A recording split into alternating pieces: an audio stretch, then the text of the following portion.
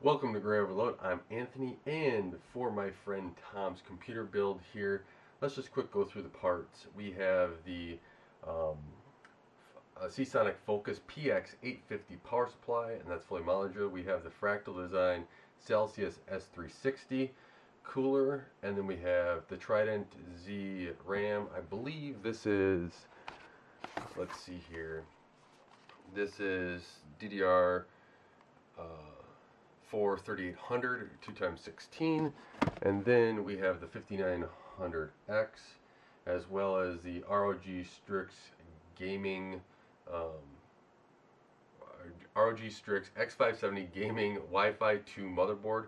So that's the one with the 570S, the passively cooled chip.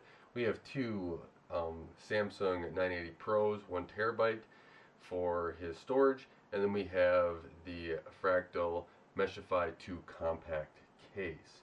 And so that is what I'll be putting together here in this video. And we'll also add in his graphics card when it comes. Again, I don't have a graphics card that I can put in there. He was looking at a 6800. I'd like to have one, I just don't have one. And he also doesn't have one to be able to put in here. So he's going to be waiting on that, but he'll be able to play games and stuff with his current Vega card, and we'll just go from there. And I'll probably might put a lot of this in, just speed through this and maybe speak over it a little bit later. And then at the end, I'll kind of tell you a little bit of how I like the build. So with that, let's jump in and put this build together. I'd like to make one little correction here. He's looking for the 6800 XT or the 6900. If he can get one at MSRP, that's what he'd go with. Otherwise, he might be going with the 6900 here. But you can see I put it in the 5900X first, and pretty straightforward there. It looks like it has been applied and been used before. That's because I needed to upgrade another motherboard, and that I had the ASUS B550 board. Go check out that video if you want. And then as we go on and progress here, memory went in, and then we're putting in the NVMe drives, and they went in pretty seamlessly. I have to say that Q latch that ASUS has on these motherboards, every motherboard maker has to figure out a way to copy that. That is a great system to be able to latch in the M.2 drives, NVMe drives. They're just, it's so seamless. It is well worth the extra effort to talk to ASUS, get that on your boards, because that is the way to go. So he'll have 2 TB here. We actually, he already has his computer now, and so I'm doing this after he has that. So he's played some games. He's downloaded a lot of games on there, and he has a lot of games. He has a lot more time than I do to play games. So lucky for him, he gets to be able to do that. So now we're going to jump in and start putting the motherboard in the case and going through with that. And I really like how the back plate is already on the motherboard. I really hope that that becomes the standard and what everyone begins to start doing. And then all this having it separate can be a thing of the past, because inevitably if you're swapping out computers or motherboards, you lose it, or you go through like this and you accidentally forget to put it on before you put the motherboard in. So that can be one thing as well. But while this is going on, I do want to thank Tom as well for letting me to build this computer. It was a privilege, so I appreciate that, Tom. And he's a good friend, and hopefully you guys have good friends that like to build your computers, or you're that friend, and you can give friends some good build device, or even a good product here in the end. But now I'm removing the front fans. So these were the dynamic X2s. They were a 3-pin, and he picked up the 4-pin one. So we're going to put 2 of the 4 pins in here, the PWM ones. So he has that. They work great, and we're going to put those on top, the 140s. We're actually going to get a 360 here in the front, and I'm just taking out the hard drive cage. There is no need for it. If he ever wants to, he can put a 120 down there, a 120 millimeter fan. So that's nice, but I think it actually frees it up. Unless you're going to use hard drives, there's no need for it. And he has 2 terabytes of storage.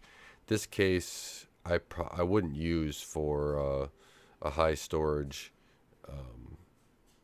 a high storage like server or anything, a NAS or anything like that, because there's only 2 places to put drives in it. But if you already had drives and you were going to throw them in and reuse them, that would make sense.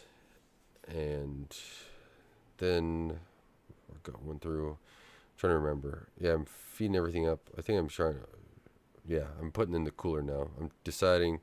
Here it took me a little while because I'm deciding how I want to do the cooler. And you'll see here in a little bit as I'm going back and forth, I'm putting in this cooler.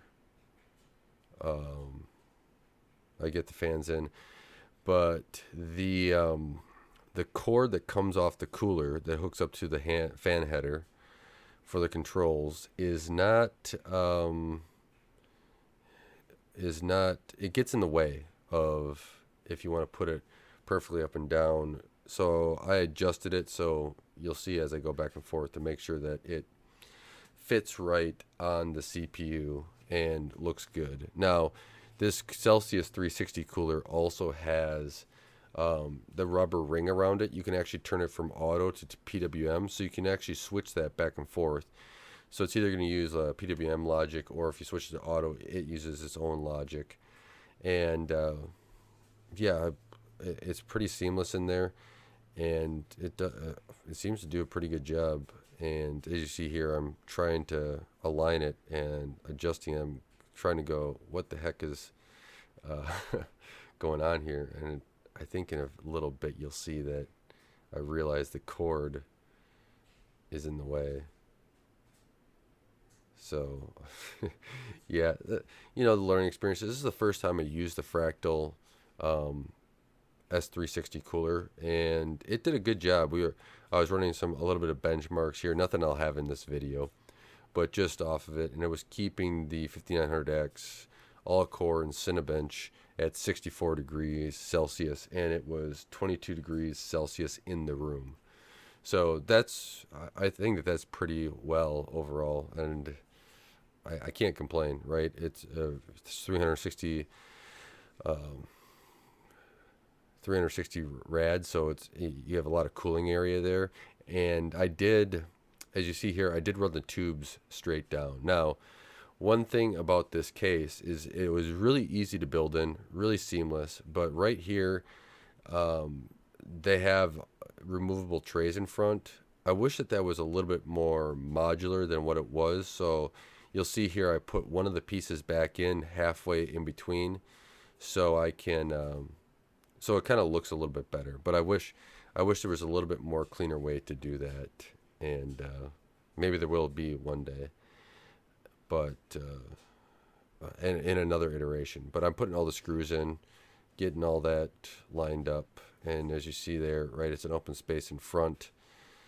And now I think I'm routing the fan cables. Yeah, I'm trying to figure out one fan cable I wish was just a little bit longer, but of how I was running them, they needed to be another inch. But overall it was pretty close. And you can't, I put a little bit of zip tie around it, so it made it nice and neat in the end. So a lot of stuff in here, I try to make it nice and neat. You know, sometimes I get a little lazy on my builds, especially in areas where I can't see it. But his build, I wanted to make sure I had everything nice and neat. And one nice thing about this case is that there's a lot of different tie down points. So I'm going through and just plugging in everything. This is the USB-C port, and then this is the headphones, or the front audio for panel audio, USB 3.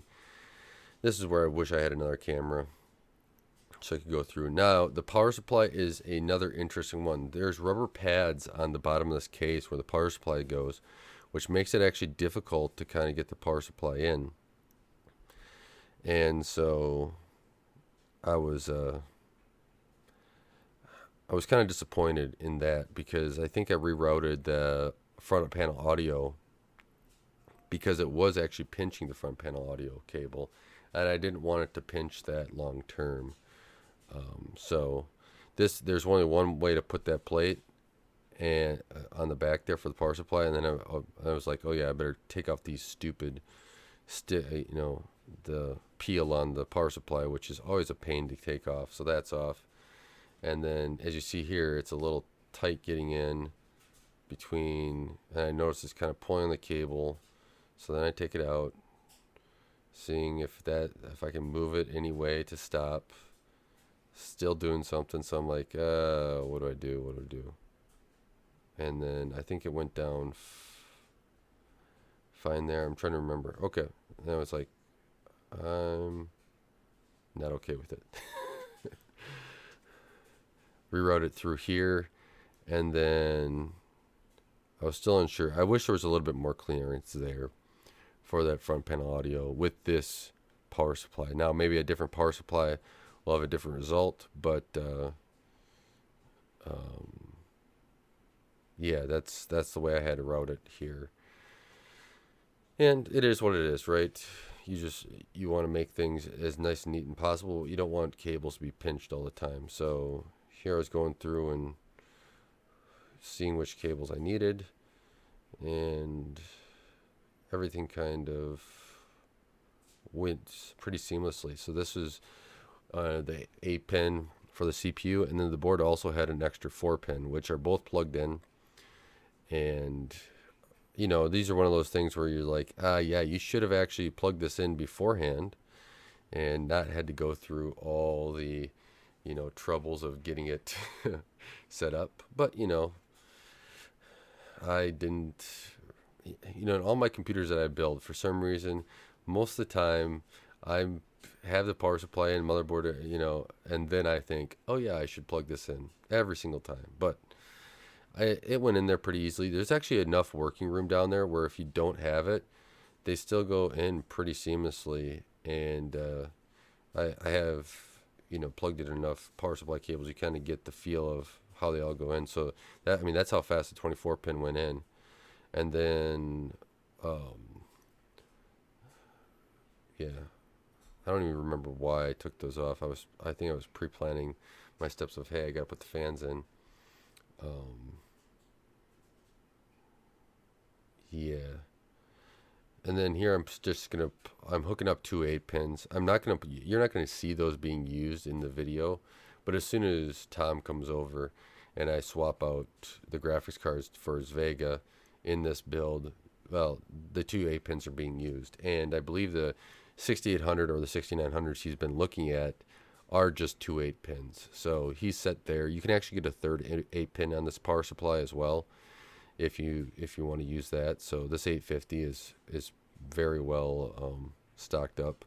I just put those cables down so that I could see them. Now I'm removing all the stuff. So now here we go. I put the fans on and I'm closing it all up and getting it ready to boot. So overall, this case was just, I really like building it. It's really well designed. I love the two-tone on it.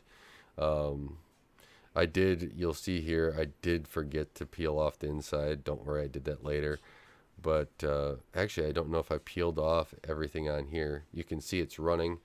It's doing well, and it boots up. So, yeah, let me know if you guys have any questions or any comments about this video. If not, I want to say God bless, and don't forget to like, share, and subscribe.